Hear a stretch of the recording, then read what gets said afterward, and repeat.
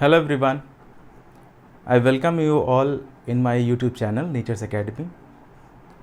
इस lecture video में जिस टॉपिक पे हम बात करने जा रहे हैं, वैसे तो थंबनेल देख के आप जान ही गए होंगे, it is protein synthesis and overview.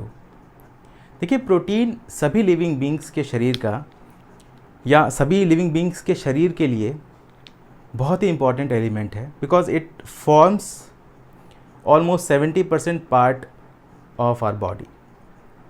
या हमारी बात हो या प्लांट्स की बात हो, सभी के लिए बहुत इंपॉर्टेंट होता है। और प्रत्येक सेल में, यानी कि हर एक सेल में उसके डीएनए में ये एबिलिटी मौजूद होती है कि उस सेल के अंदर किस प्रकार के प्रोटीन का फॉर्मेशन होना है। ये सारा इन्फॉर्मेशन डीएनए के अंदर मौजूद होता है। ठीक है, तो हर एक सेल कैपेबल होती है अपने लिए प्रोटीन का फॉर्मेशन करने के लिए। ठीक है, तो टॉपिक मैं स्टार्ट करता हूं, that is protein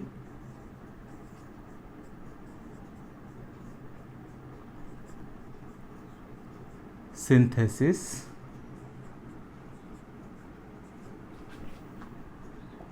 and overview.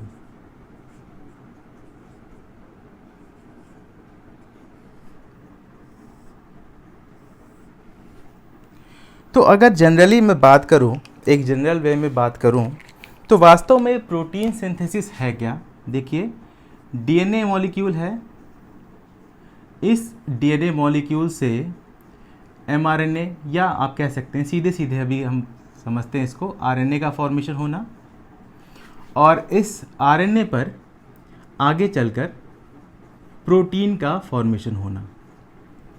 ये पूरा जो प्रोसेस है, ये प्रोटीन सिंथेसिस का प्रोसेस है।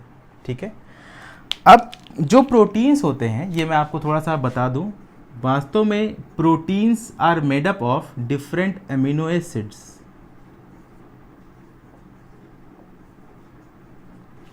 और ये अमीनो एसिड्स आपस में यूनाइट होकर, मान लें ये अमीनो एसिड 1 है, ये अमीनो एसिड 2 है, ये अमीनो एसिड 3 है, ये अमीनो एसिड 4 है, एंड सो ऑन।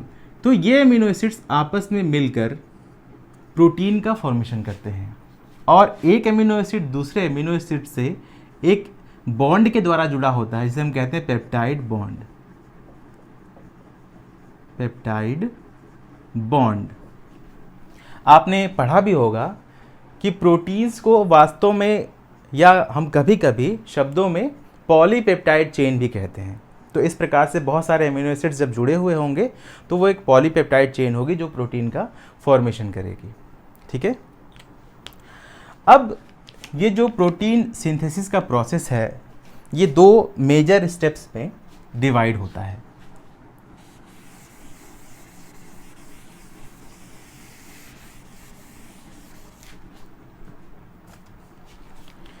मैंने बताया था कि डीएनए मॉलिक्यूल है जो कि डबल स्ट्रैंडेड मॉलिक्यूल है, इससे आरएनए का फॉर्मेशन होगा, या हम ये मान लें कि एमआरएनए का फॉर्मेशन होता है जो कि सिंगल स्ट्रैंडेड होता है, और इस एमआरएनए पर आगे चलकर प्रोटीन्स का फॉर्मेशन होता है। ठीक है, डीएनए से एमआरएनए बनना, यह प्रोसेस कहलाता है ट्रांसक्रिप्शन। इस प्रोसेस को हम कहते हैं ट्रांसक्रिप्शन। और वास्तव में ट्रांसक्रिप्शन के प्रोसेस में होता क्या है, डीएनए के स्ट्रैंड में जो भी कोड्स हैं, यानी कि आपको पता होगा डीएनए जो है वो न्यूक्लियोटाइड चेन से बना हुआ होता है। तो ये जो न्यूक्लियोटाइड्स हैं, ये कोड्स होते हैं या डिफरेंट स्पेसिफिक जीन्स का फॉर्मेशन करते हैं। तो जो कोड्स हैं डीएनए पे, ये ट्रांसक्राइब हो जाते हैं एमआरएनए पे, या इन कोड्स को कॉपी कर दिया जाता है इनटू एमआरएनए। और ये सारा प्रोसेस इन जनरल अगर हम बात करें तो होता है इन द न्यूक्लियस, न्यूक्लियस के अंदर। मतलब ट्रांसक्रिप्शन का प्रोसेस न्यूक्लियस के अंदर होता है, इन द न्यूक्लियस। हालांकि प्रोकैरियोटिक सेल और यूकैरियोटिक सेल में थोड़ा सा डिफरेंस होता है, ये मैं आगे बताऊंगा आपको।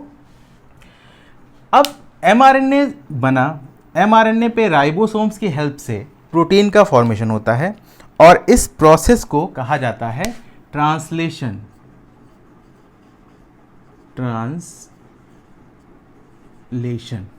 ठीक है, तो ट्रांसक्रिप्शन में डीएनए से एमआरएनए बनता है, न्यूक्लियस के अंदर ये प्रोसेस होता है, और ट्रांसलेशन में एमआरएनए पे राइबोसोम की हेल्प से प्रोटीन्स का फॉर्मेशन होता है। तो ट्रांसलेशन कहाँ पे होता है? ये प्रोसेस होता है इन the cytoplasm, in the cytoplasm on ribosome.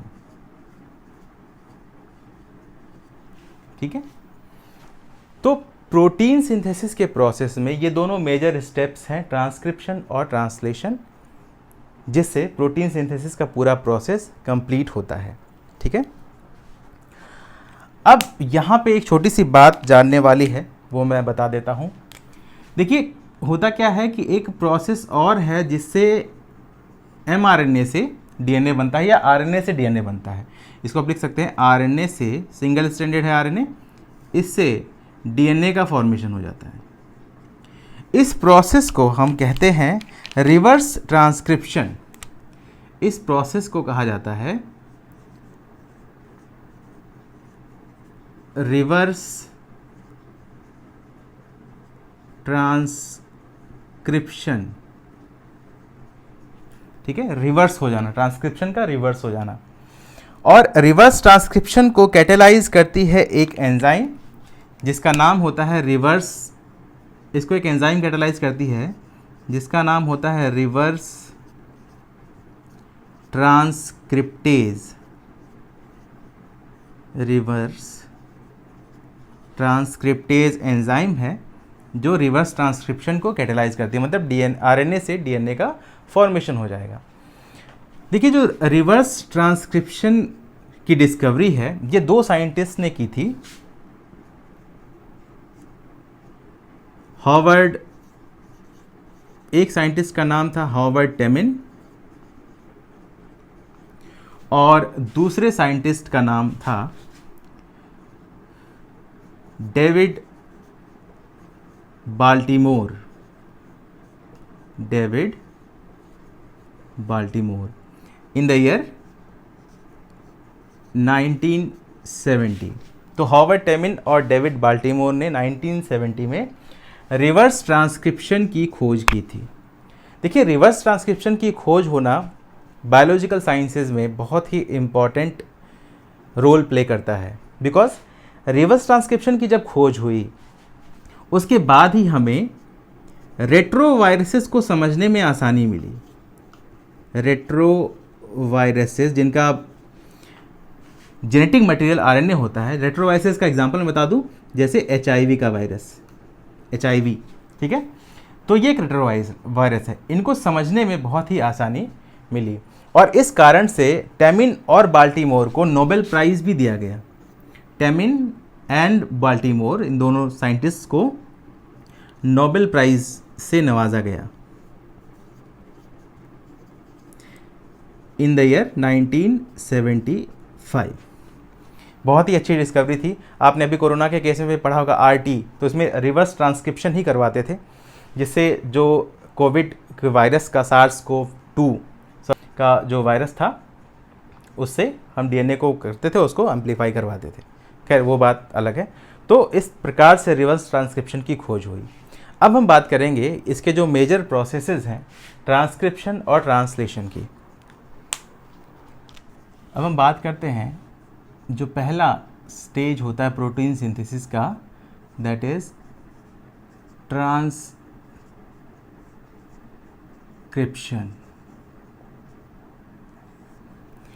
अब ट्रांसक्रिप्शन का जो पूरा प्रोसेस है 3 स्टेप्स में कंप्लीट होता है, इनिशिएशन,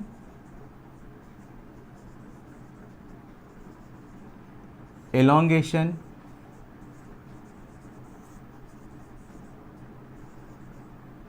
और टर्मिनेशन। ठीक है, प्रोकैरियोट्स और यूकैरियोट्स दोनों में ही ये स्टेप्स आते हैं। देखिए डबल स्ट्रैंडेड डीएनए मॉलिक्यूल है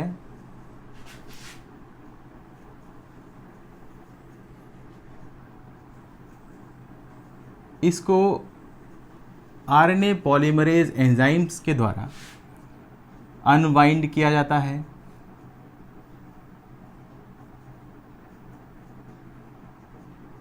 जिससे एमआरएनए की सिंथेसिस होती है या एमआरएनए बनता है। इस प्रकार से जो कोड्स या जो सीक्वेंसेस डीएनए पे होते हैं वो कॉपी कर दिए जाते हैं एमआरएनए पे। ये मान लीजिए 5 प्राइम है, ये 3 प्राइम होगा, और ये 3 प्राइम और ये 5 प्राइम मान लें, और ये ओपन स्ट्रैंड है जिसको टेम्पलेट डीएनए भी कहते हैं, और ये ओपन हुआ है बाय द हेल्प ऑफ एक स्पेसिफिक एंजाइम जिसको आरएनए पॉलीमरेज कहते हैं। ठीक है, आरएनए पॉलीमरेज। ठीक है, आरएनए पॉलीमरेज कहते हैं इसको। ये आपने देखा डीएनए का स्ट्रैंड, और इसी से एमआरएनए की सिंथेसिस होती है या जितने भी आरएनए होते हैं इनटू 5' to 3' डायरेक्शन। ये इतना प्रोसेस है जो ट्रांसक्रिप्शन के अंतर्गत आता है। ट्रांसक्रिप्शन में ये प्रोसेस होता है, आरएनए पॉलीमरेज एंजाइम है जो डीएनए को अनवाइंड करती है और इससे एमआरएनए की सिंथेसिस होती है या एमआरएनए का फॉर्मेशन होता है। इस प्रकार से जो मैसेजेस या जो कोड्स हैं डीएनए के ऊपर वो कॉपी कर दिए जाते हैं ऑन एमआरएनए। इस प्रकार से आप कह सकते हैं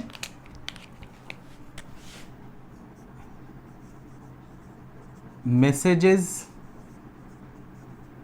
or codes are copied into RNA या mRNA। mRNA को मैसेंजर आरएनए भी कहते हैं। ठीक है, मैसेंजर आरएनए बिकॉज ये मैसेजेस हैं डीएनए के जो mRNA पे ट्रांसक्राइब हो। कॉपीड को आप ट्रांसक्राइब्ड भी लिख सकते हैं क्योंकि ट्रांसक्रिप्शन हो रहा है, तो ट्रांसक्राइब्ड।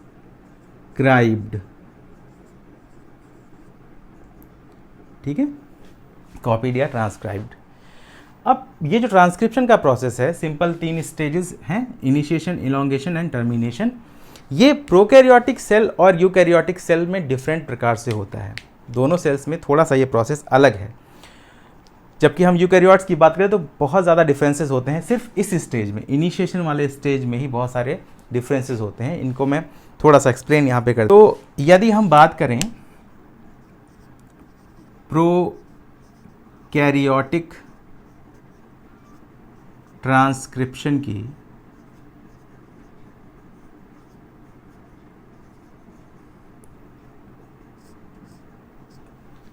तो देखिए जो प्रोकैरियोटिक ट्रांसक्रिप्शन होता है ये साइटोप्लाज्म में होता है। It takes place in cytoplasm. ठीक है, इसमें सिर्फ एक ही प्रकार का आरएनए पॉलीमरेज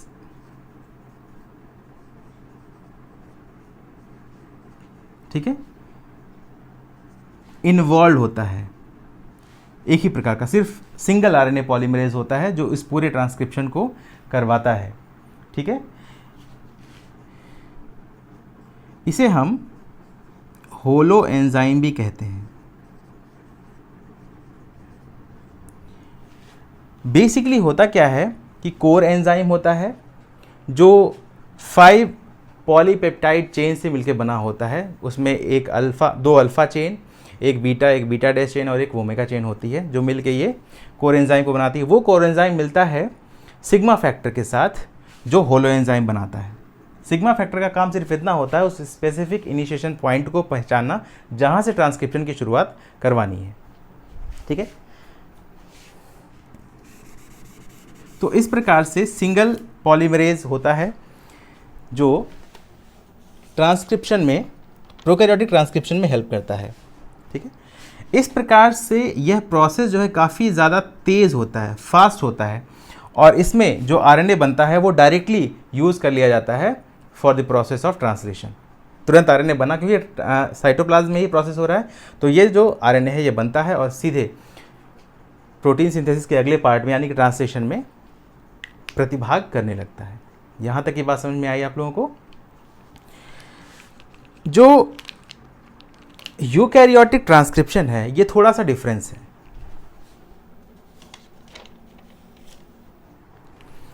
यूकैरियोटिक ट्रांसक्रिप्शन में थोड़ा सा डिफरेंस कह लें, या डिफरेंस थोड़ा बड़ा ही है।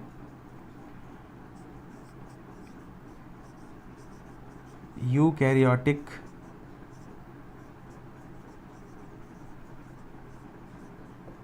ट्रांसक्रिप्शन, अब डिफरेंस की क्या बात है? सबसे पहला जो मेजर डिफरेंस है वो यही है कि यूकैरियोटिक ट्रांसक्रिप्शन मतलब यूकैरियोटिक जो ट्रांसक्रिप्शन होता है ये न्यूक्लियस के अंदर होता है, inside the nucleus. Prokaryotic transcription समझ रहे होंगे, prokaryotic cells, bacteria, mostly bacteria के अंदर, और eukaryotic plant and animal cells. तो जो ट्रांसक्रिप्शन का प्रोसेस होता है ये इनसाइड न्यूक्लियस होता है। उसके बाद न्यूक्लियस से न्यूक्लियर पोर के द्वारा जो एमआरएनए है उस न्यूक्लियर पोर के द्वारा एमआरएनए साइटोप्लाज्म में ट्रांसफ़र कर दिया जाता है, साइटोप्लाज्म में रिलीज़ कर दिया जाता है, जहाँ पे आगे का प्रोसेस होता है। न्यूक्लियस के अंदर हुआ। इसके साथ क्या है, जैसा हमने देखा था कि जो एंजाइम है प्रोकैरियोटिक ट्रांसक्रिप्शन में वो एक ही प्रकार की है या सिंगल एंजाइम है जो इस पूरे प्रोसेस को करवाती है। बट यूकैरियोट्स के केस में ऐसा नहीं है, इसमें मल्टीपल एंजाइम्स प्रतिभाग करती हैं। इसमें मल्टीपल या कई सारी मल्टीपल एंजाइम कहना या multiple RNA polymerases, multiple RNA polymerases सारे, यानी कि फर्स्ट, सेकेंड और थर्ड, ये सारे ही किसी ना किसी स्टेप में इनिशिएशन वाले में ही यूटिलाइज होते हैं या प्रतिभाग करते हैं। ठीक है, इसमें से जो आरएनए पॉलीमरेज सेकेंड है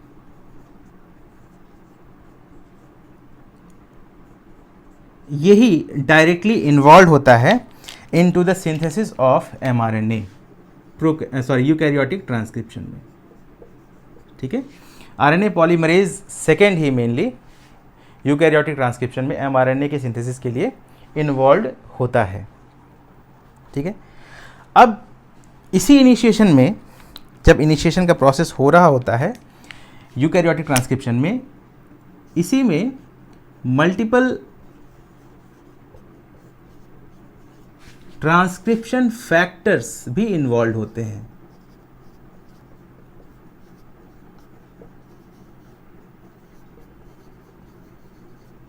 कई सारे ट्रांसक्रिप्शन फैक्टर्स होते हैं जिसको हम टीएफ कहते हैं। टीएफ फैक्टर्स होगा तो टीएफएस लिख देंगे। ठीक है, जैसे for example TF second D, TF transcription factor second B और TF second H etcetera, transcription factor second H etcetera. ये सारे जो ट्रांसक्रिप्शन फैक्टर हैं ये सारे आरएनए पॉलीमरेज सेकेंड को हेल्प करते हैं फंक्शन करने के लिए। ये सारे जो ट्रांसक्रिप्शन फैक्टर्स हैं ये हेल्प करते हैं, help RNA polymerase second to function.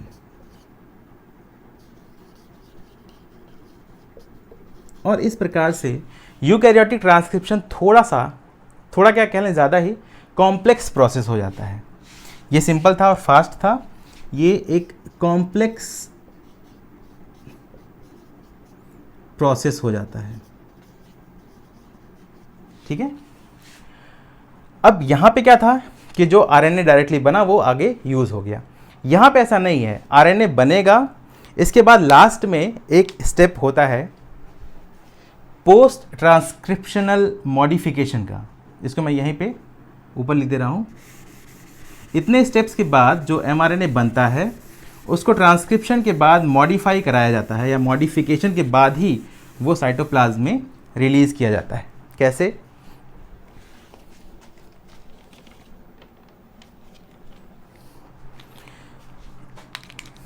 और इसे हम कहते हैं एमआरएनए प्रोसेसिंग। एमआरएनए की प्रोसेसिंग होती है जिसमें कैपिंग, टेलिंग और स्प्लाइसिंग का प्रोसेस होता है। देखिए बेसिकली कैपिंग में होता क्या है कि 5' एंड पे कैप का फॉर्मेशन होता है या कैप बनता है। टेलिंग में 3' एंड की तरफ पॉलीएडिनाइलेट सीक्वेंस, पॉलीएडिनाइलेट सीक्वेंस बनता है। और स्प्लिसिंग में जितने भी इंट्रॉन्स हैं, इंट्रॉन्स को रिमूव किया जाता है। Introns are removed. तो अब इतना आरएनए प्रोसेसिंग जो लास्ट स्टेप है यूकैरियोटिक ट्रांसक्रिप्शन का, आरएनए प्रोसेसिंग के बाद ही वो जो एमआरएनए बनता है उसको न्यूक्लियर पोर के द्वारा साइटोप्लाज्म में रिलीज किया जाता है ताकि फर्दर वो ट्रांसलेशन में पार्टिसिपेट कर सके। तो ट्रांसक्रिप्शन में प्रोकैरियोटिक और यूकैरियोटिक ट्रांसक्रिप्शन में ये मेजर डिफरेंस देखने को मिलता है। अब अगला प्रोसेस है ट्रांसलेशन। प्रोटीन सिंथेसिस का second and last stage is translation.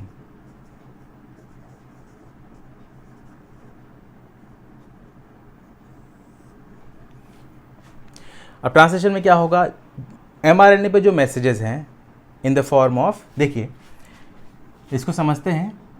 अब ये एमआरएनए ट्रांसक्रिप्शन के फलस्वरूप बना 5' से 3' डायरेक्शन में, और ये उस पे कोड्स हैं। कोड्स क्या हैं? बेसिकली नाइट्रोजनस बेस के सीक्वेंसेस हैं या न्यूक्लियोटाइड के सीक्वेंसेस हैं। तो जो डीएनए है ट्रांसक्रिप्शन के फलस्वरूप एमआरएनए बना, तो जो डीएनए पे मैसेजेस हैं, डीएनए के ऊपर जो मैसेजेस हैं या इनको आप कोड्स कहते हैं, in the form of codon. ठीक है, ये भी जब जेनेटिक कोड हम पढ़ेंगे तब वहाँ पे कोडॉन को जानेंगे, अभी से समझ लीजिए। तो कोडॉन क्या होते हैं? ये 3 बेस के सीक्वेंसेस होते हैं। जैसे मान लो ये एक बेस है, ये बेस का सीक्वेंस है, तो ये 3 के जो सेट होते हैं ना, इन्हें हम कहते हैं कोडॉन। और हर एक कोडॉन अलग अलग प्रकार के अमीनो एसिड्स को कोड करता है। ठीक है, और ये कोडॉन टीआरएनए पे एंटी कोडॉन के साथ लिंक करते हैं। मतलब एमआरएनए पे जो कोडॉन्स हैं वो टीआरएनए के एंटी कोडॉन आर्म पे जो एंटी कोडॉन सिचुएटेड होते हैं उन पे लिंक करते हैं या जुड़ते हैं। तो इस प्रकार से देख लीजिए, यहाँ पे ये राइबोसोम,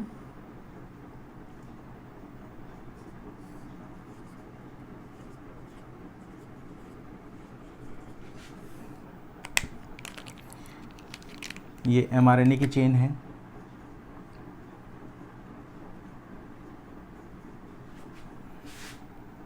और इस पे जो टीआरएनए है वो अलग अलग एमिनो एसिड्स को ट्रांसफ़र करता है। ये मान लीजिए टीआरएनए है, और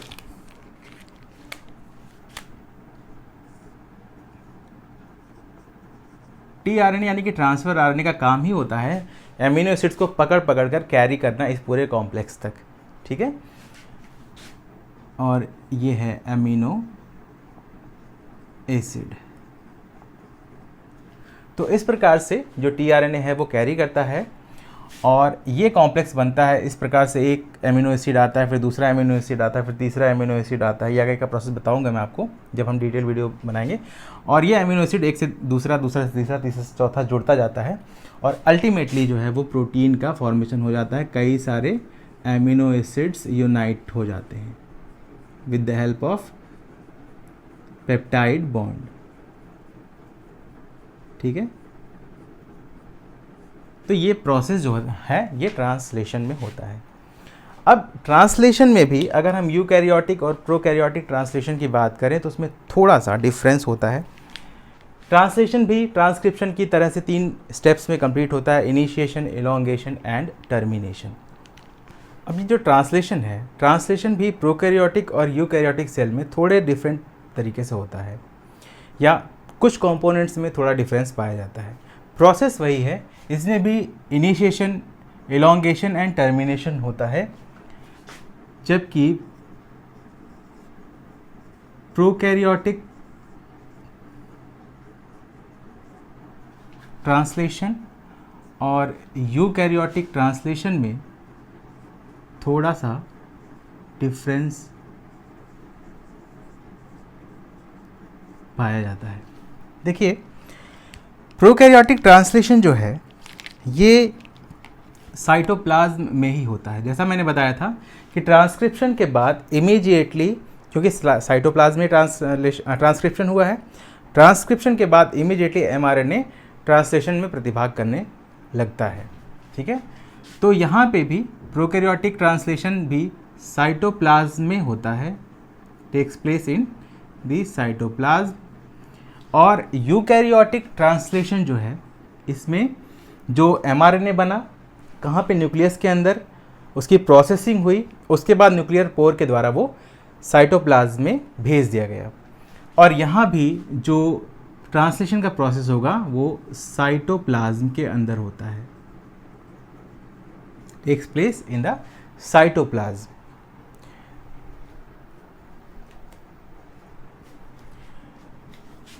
जो राइबोसोम यूज़ होता है, यानी कि प्रोकैरियोटिक राइबोसोम, ये स्ट्रक्चरली यूकैरियोटिक राइबोसोम की अपेक्षा छोटा होता है। ये 70S प्रकार का होता है, जिसमें लार्ज सब यूनिट जो है वो 50S का और स्मॉल सब यूनिट, SSU लिख रहा हूँ, स्मॉल सब यूनिट, लार्ज सब यूनिट, स्मॉल सब यूनिट जो है वो 30S का होता है। इन दोनों को मिला के 70S राइबोसोम होता है और ये यूकैरियोटिक राइबोसोम की अपेक्षा छोटा होता है, स्मॉलर इन साइज़ होता है। ठीक है, 50 और 30 मिला के, यहाँ गणित नहीं है, आप सोच सकते हैं, सोच रहे होंगे मे बी बहुत सारे स्टूडेंट्स कि 50 और 30 मिला के 80S क्यों नहीं हुआ। सेडिमेंटेशन कोफिशिएंट होता है, उसके कारण से ये 70S का हो जाता है। अब यहाँ पे यूकैरियोट्स के केस में जो राइबोसोम है ये प्रोकैरियोटिक राइबोसोम की अपेक्षा बड़ा होता है और ये 80S का राइबोसोम होता है, जिसमें लार्जर सब यूनिट 60S का और स्मॉलर सब यूनिट जो है वो 40S का होता है। इन दोनों को मिला के 80S राइबोसोम का फॉर्मेशन होता है इन यूकैरियोटिक ट्रांसलेशन। ठीक है, प्रोकैरियोट्स के केस में जो इनिशिएशन कोडॉन होता है, it is initiation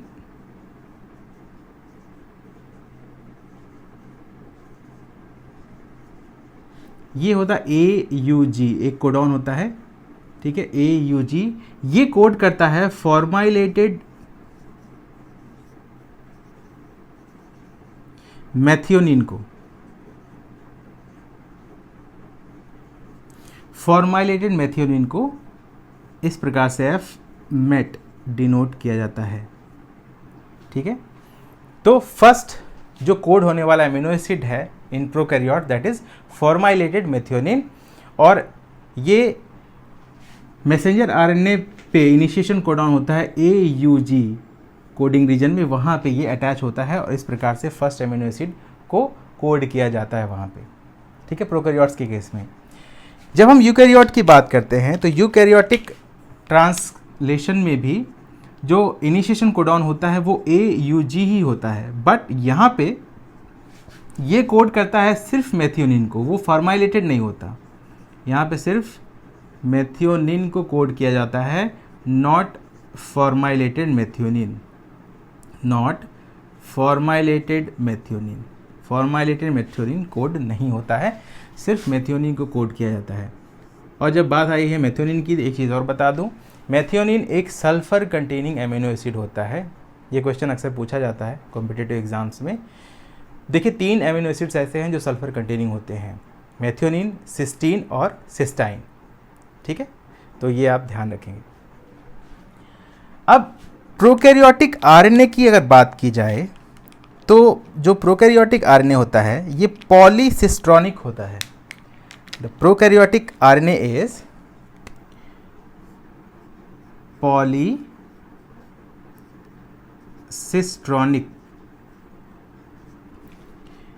prokaryotic mRNA जो है वो पॉलीसिस्ट्रॉनिक होता है। इसका मतलब क्या है कि सिंगल mRNA मल्टीपल प्रोटीन्स को कोड कर सकता है। इसके अंदर वो कोड्स होते हैं जिससे वो मल्टीपल प्रोटीन्स को कोड कर सके। दैट इज, इसको लिख लीजिए, मैं नोट नहीं कर रहा हूँ, that is single mRNA can code,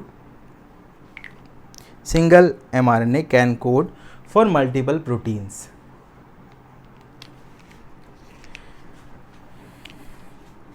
जबकि यूकैरियोटिक ट्रांसलेशन में जो mRNA होता है ये मोनोसिस्ट्रॉनिक होता है, monocistronic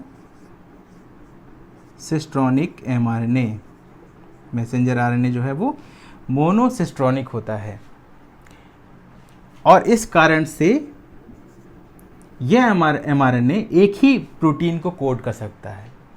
monocistronic means that is mRNA can code for only one protein.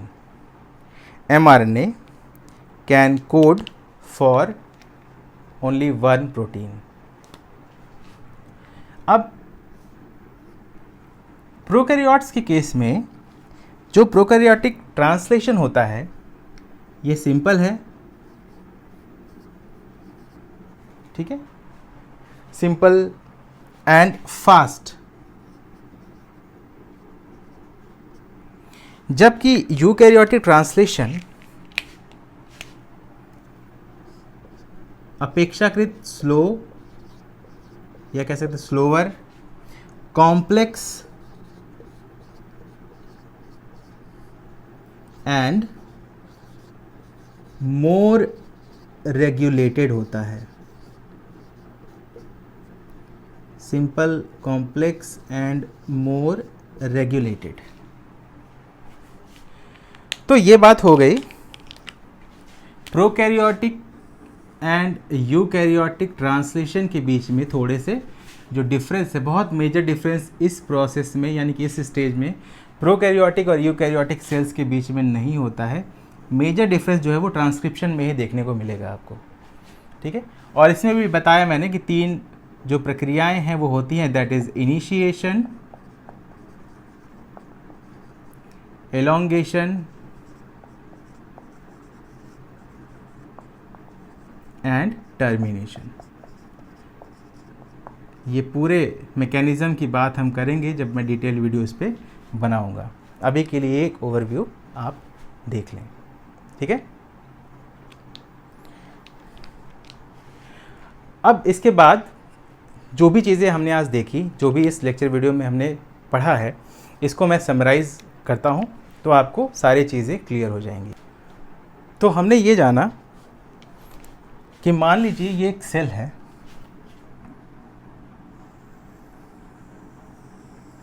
Protein एक बहुत ही इम्पॉर्टेंट एलिमेंट है हम सबकी बॉडी के लिए एज वेल एज प्लांट्स के लिए। तो देखें, ये मान लीजिए एक सेल है,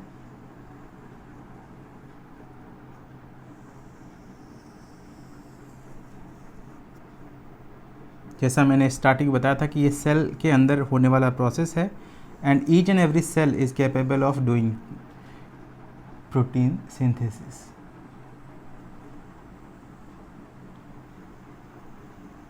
चाहे वो प्रोकैरियोटिक सेल हो या यूकैरियोटिक सेल हो, तो ये मान लें एक सेल,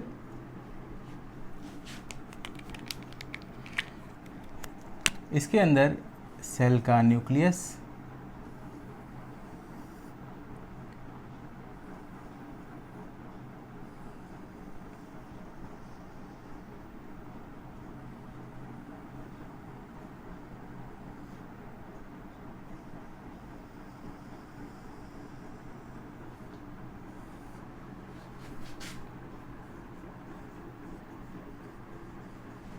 और ये न्यूक्लियस में न्यूक्लियर पोर कॉम्प्लेक्सेस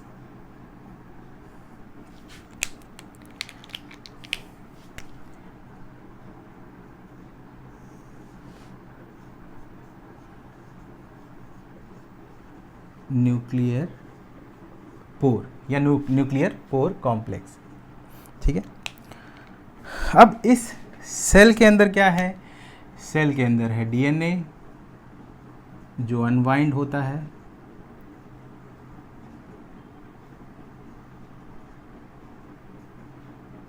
और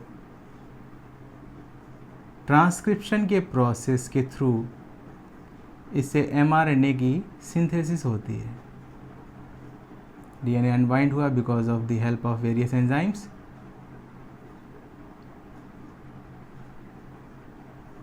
और इससे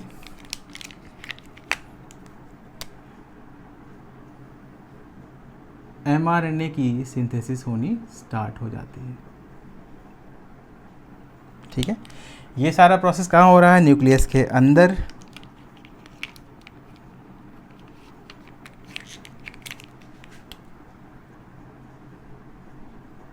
इतनी प्रक्रिया हुई, फिर ये जो एमआरएनए बना, अगर यूकैरियोटिक सेल की बात करें तो इस एमआरएनए की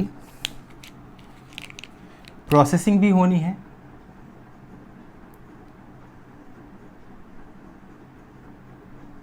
जिसमें कैपिंग, टेलिंग एंड स्प्लिसिंग होगी, और इसके बाद ये एमआरएनए मॉलिक्यूल साइटोप्लाज्म में रिलीज कर दिया जाएगा थ्रू न्यूक्लियर पोर। ये 5' to 3' डायरेक्शन में है, ठीक है। न्यूक्लियर पोर के द्वारा ये एमआरएनए जो है वो साइटोप्लाज्म, ये पूरा एरिया साइटोप्लाज्म, इसको आप मेंशन कर लें साइटोप्लाज्म, ठीक है। साइटोप्लाज्म में न्यूक्लियर पोर के द्वारा छोड़ दिया गया। अब यहाँ से मतलब न्यूक्लियस के अंदर होने वाली ये प्रोसेस कहलाती है ट्रांसक्रिप्शन। ये पूरा प्रोसेस हो गया ट्रांसक्रिप्शन। अब इसके बाद जब ये एमआरएनए साइटोप्लाज्म में आया और इस एमआरएनए से राइबोसोम जुड़ा और एक राइबोसोमल कॉम्प्लेक्स बना, एमआरएनए और राइबोसोम कॉम्प्लेक्स, ठीक है।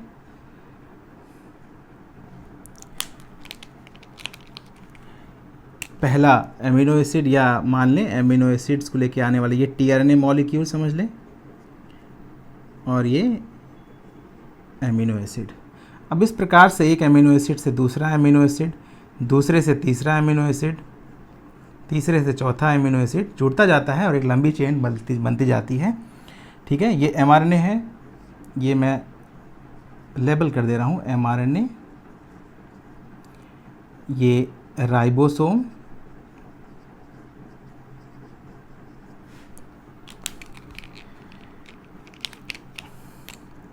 ये ट्रांसफर आरएनए जो कैरी करता है एमिनो एसिड्स को, ले आता है।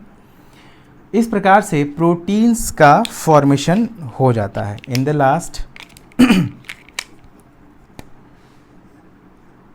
प्रोटीन का फॉर्मेशन हो जाता है। इसके बाद इस प्रोटीन को फोल्ड किया जाता है, प्रोटीन फोल्डिंग, और इसके बाद पोस्ट ट्रांसलेशनल मॉडिफिकेशन होता है। मतलब जिस प्रोटीन से जो चीज़ बननी होती है वो किया जाता है। इसको हम कहते हैं पोस्ट ट्रांसलेशनल या पोस्ट ट्रांसलेशन मॉडिफिकेशन। ठीक है, इसके बाद एज पर वर्क प्रोटीन को जिस पार्ट में जाना होता है उस वहाँ पर पहुँचा दिया जाता है। ठीक है, तो ये जो प्रोसेस है, यानी कि जो सेकेंड स्टेप का ये जो प्रोसेस है, ये कहलाएगा ट्रांसलेशन, जो साइटोप्लाज्म में हो रहा है, ट्रांसलेशन। ठीक है, इतनी बात मैं आशा करता हूँ आप लोगों को समझ में आ गई होगी। और आज के टॉपिक के लिए, इस लेक्चर वीडियो के लिए बस इतना ही। आप रिवाइज़ कर लीजिएगा। आपको कोई डाउट या क्वेश्चन या कोई भी कन्फ्यूजन हो तो प्लीज़ कमेंट कीजिए कमेंट बॉक्स में, और चैनल को ज़्यादा से ज़्यादा सब्सक्राइब करवाइए, सब्सक्राइब कीजिए, लाइक और कमेंट और शेयर ज़रूर कीजिए। और आपके कोई भी डाउट्स हैं तो बेफिक्र होकर आप कमेंट बॉक्स में कर सकते हैं। तो this was all about today's topic. इस पे डिटेल वीडियो मैं बनाऊंगा जो मेरे न्यूक्लिक एसिड्स वाली सीरीज़ है उसके बाद में, तो detail video will come, don't worry. उसमें हम डिटेल में इस टॉपिक को, ये बड़ा टॉपिक है, इसको हम डिस्कस करेंगे। Thank you so much.